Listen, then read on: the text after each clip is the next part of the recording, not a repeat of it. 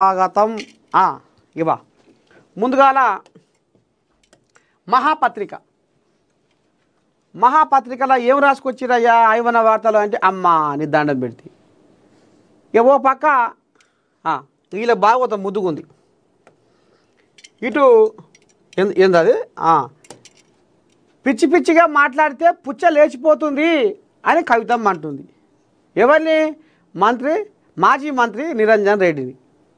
నువ్వు లిక్కర్ రాని కేసీఆర్ కూతురు కాబట్టే నీకు గౌరవం ఇస్తున్నా. అమ్మని దండం పెట్టి నీకు గండిపేటలో విలాసవంతమైన ఫామ్ హౌసు పైసలు ఎక్కడివి? కవితకు మాజీ మంత్రి నిరంజన్ రెడ్డి కౌంటర్. ఈమెమంటుంది?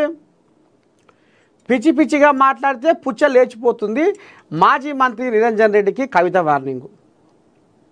ఒక్కసారి మంత్రి అయ్యి 3 ఫామ్ హౌజులు కట్టుకున్నాడట. కానీ ఇలా ఒక్కటేందంటే ఇప్పుడు జనాలు ఏమంటారంటే ఇప్పుడు కవిత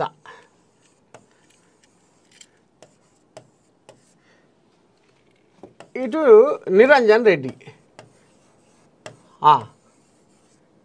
ఇప్పుడు నిరంజన్ రెడ్డి అసలు ఈయన పేదలను పట్టించుకోడు, అక్రమంగా బొచ్చడు ఆస్తులు సంపాదించుకుండు, కూడబెట్టుకుండు. ఈయన ఎక్కడ చూసినా వనపర్తిలో అడుగు పెడితే పేదోళ్ళు నిరంజన్ రెడ్డి పేరు చెప్పుకుంటా గోడున ఏడుస్తుర్రు. నా మీద పడి కొంగు అడ్డం పెట్టుకొని కాకి శోకం తీస్తుర్రు. నిరంజన్ రెడ్డి చేసిన పాపాలకు, నిరంజన్ రెడ్డి చేసిన అన్యాయాలకు, అక్రమాలకు ఇవాళ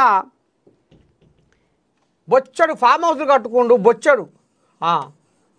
బొచ్చడు ఫామ్ హౌస్లు కట్టుకుండు నిరంజన్ రెడ్డి అని కవితమ్మ అంటుంది. ఏదో మీ అయ్య ముఖం చూసి, కేసీఆర్ ముఖం చూసి ఇన్నాళ్ళు ఓపిక వైజ్ఞా ఇక నా తరం కాదు. నేను కనుక రామబాణాన్ని ఇచ్చిపెడితే అసలు ఇక నీ అడ్రస్ కూడా ఉండదు. నువ్వు జనం జాగృతి పేరు మీద, జనం బాట పేరు మీద నువ్వు ఏ రకంగా తిరుగుతావు, ఎట్ట తిరుగుతావు, ఏం చేసినా నిన్ను జనాలు నమ్మే పరిస్థితి లేదు. నువ్వు లిక్కర్ రానివి. మీ అయ్య ముఖం చూసి మీ అయ్య మీద ఉన్న గౌరవంతో నేను నీకు గౌరవం ఇస్తున్నా, అది కాపాడుకో, లేకపోతే రానున్న రోజుల్లో దోషితుల గాశారమే అని నిరంజన్ రెడ్డి అంటుండు. ఇక నువ్వు ఎడుగుడి నోరుంది,